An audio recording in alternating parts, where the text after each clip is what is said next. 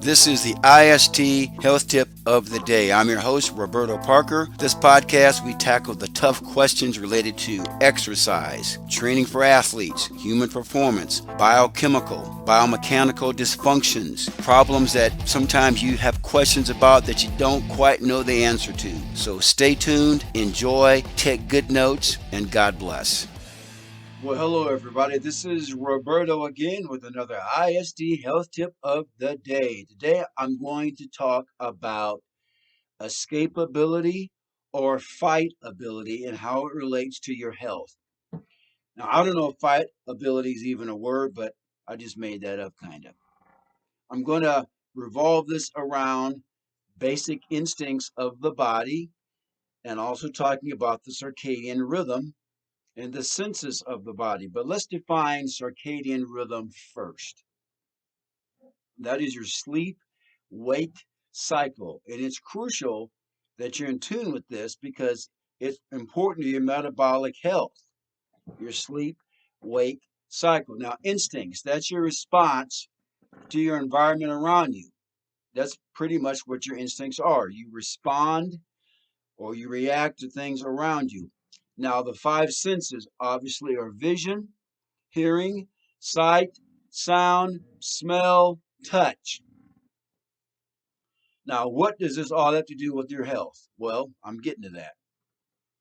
Now, how can you strengthen and enhance what I just talked about? The senses, your instincts, and the circadian rhythm. You got to be in more in tune with your fight or flight. I'm getting to it. Your fight or flight, which is part of your autonomic nervous system, or your rest and digest. Now, if you want to get more scientific about it, fight and flight is the sympathetic side, rest and digest is your parasympathetic side.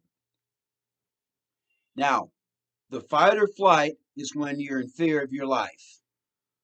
You're either going to fight to stay alive or you're going to run like you know what to stay alive. The rest is when you're tired and your body needs to recover. You need that cellular molecular regeneration. And digest, obviously, is when you're using food to build and nourish your body. Now, if you want to go more into detail on some of those things, I've done a lot of podcasts on this in the past. Go back and check out my library. Now, how can I strengthen fight, flight, rest, digest, which also feeds into circadian rhythm, the senses, and the instincts?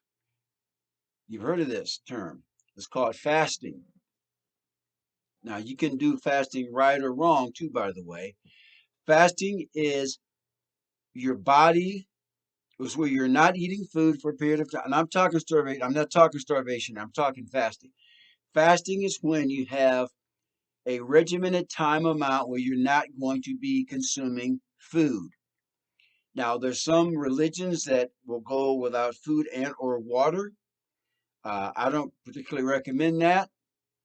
I'm not saying those religions are wrong, but from a metabolic perspective, I don't know if I'd go a long time without water. You can go a longer time without food than you can without water, but that's another topic.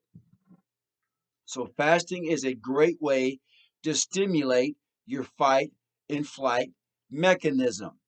Now, why is that? Because when you're fasting, I'm going to go back in time. Let's do that. Let's go back in time. When human beings lived in the wild, and one time we did, we were hunter gatherers. We didn't have all the modern stuff around us, the comforts of life. We had to rely on our basic instincts to stay alive, to hunt, to fish, or to run from prey, where other animals are trying to eat us. We had to use our instincts. Fasting or going somewhat hungry will stimulate your senses. You have a heightened sense of hearing, of smell, of touch, of of things around you. Once again, how you respond to your stimulus. All those things are heightened when you're in a fasted state, when you're not overstuffed with food. And that's how human beings survived. Their adrenaline kicked in, their epinephrine kicked in, the norepinephrine kicked in. That's more of a neurotransmitter. those things all kicked in, and cortisol. Those things all kicked in to keep you alive in the wild. Now, today, most people don't live in the wild, obviously, but we still have things that stress us out. We still have deadlines to meet. Things of urgency will happen. Emergencies will happen. And sometimes, yes, your life may be threatened. Hopefully not, but it may be threatened. And that fight and flight will have to kick in. And guess what? That's when adrenaline is going to stimulate more. And believe it or not, that can be a good thing. Now, it's not a good thing if it's too chronic. I've talked about that before too. Chronic stimulation of fight or flight will lead to some bad things metabolically, like inflammation. But once again, that's another topic. Go back to some of my past podcasts and you can listen to those things. Now, rest and digest. In order to have a better fight and flight, you got to have good rest and good food to keeping those things strong and engaged. So those combination of things are important. Now, another thing, hardcore exercise will help to strengthen all the above. Circadian instincts, fight and flight, all the senses, hardcore exercise. Now, what are some of the best hardcore exercises to strengthen fight or flight? Fighting. I don't recommend you doing that, but fighting is good exercise. Let's be honest. When people lived in the wild, sometimes they had to fight.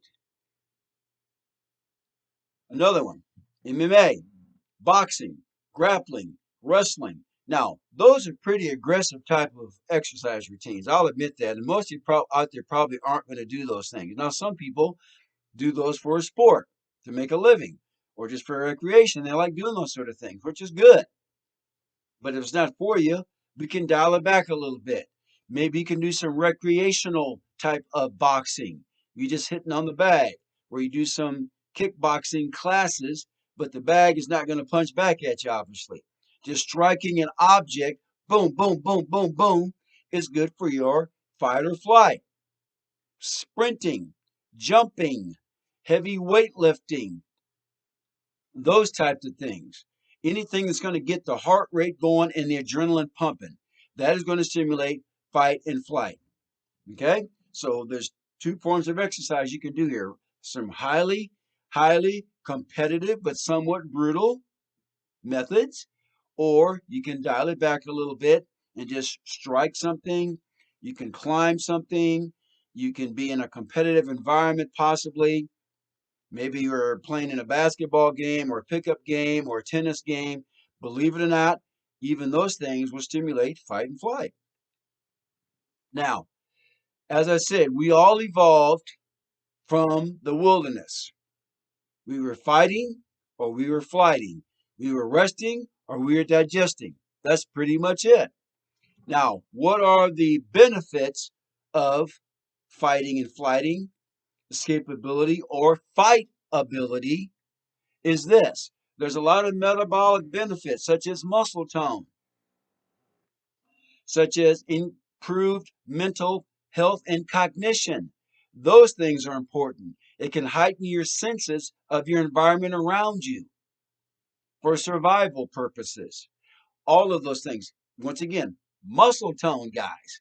How many Americans are under muscle? Many of them. That is why so many Americans are overweight and obese and fat, because they're under muscled. There's a lady out there by the name of Dr. Gabrielle Lyon. I've listened to her and followed her. Check out some of her podcasts on YouTube and Apple Podcasts, and she has perfected that area. She's done extreme amounts of research on people being under muscled as opposed to just being over fat. Okay? Now, the things you should avoid: not eating good quality foods. Number one, eat whole foods. Overeating. And sometimes, yes, even under eating, you can take it to the extreme. But I'm going to tell you something. Our bodies are much better designed to handle under eating than overeating. What's other things you should avoid? Avoid not getting enough sun exposure. Now, in my last podcast, I talked about sun exposure. You can go back and check that out. Not going to go into detail on that, but you need sun exposure for vitamin D purposes and for other reasons because it also sets the tone for melatonin, which is part of that circadian sleep wake cycle.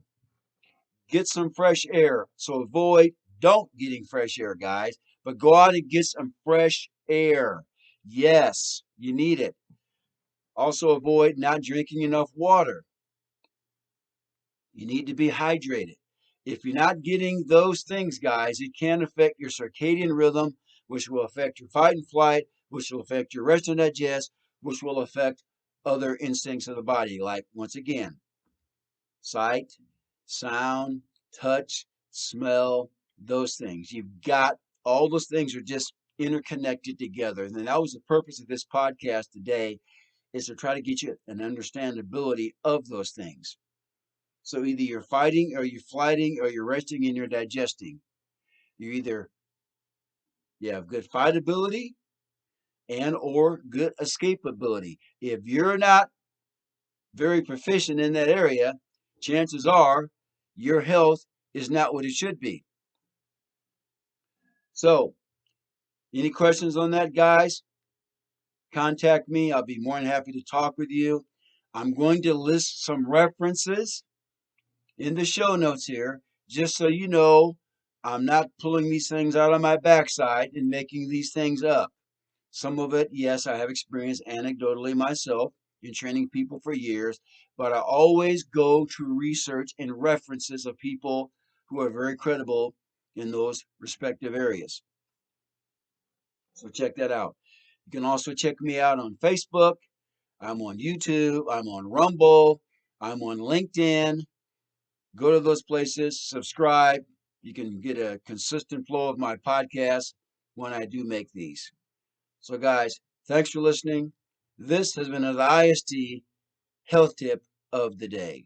Take care. God bless. Bye bye.